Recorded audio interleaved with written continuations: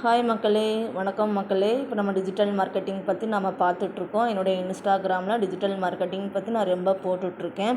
இப்போ உள்ள நம்ம காலகட்டத்தில் டிஜிட்டல் மார்க்கெட்டிங் ரொம்ப இம்பார்ட்டன்ஸ். நான் ஏன் டிஜிட்டல் மார்க்கெட்டிங் சொல்கிறேன்னு நீங்கள் தெரிஞ்சுக்கோங்க.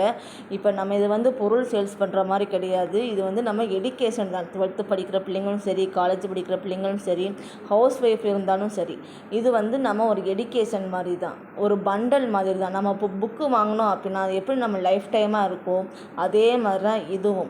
இப்போ நம்ம இன்ஸ்டாவில் முகத்தை காட்டி ரொம்ப பேர் பண்ணுறாங்க. சில பேர் முகத்தை காட்டாமல் பண்ணணும்னு நினைப்பாங்க.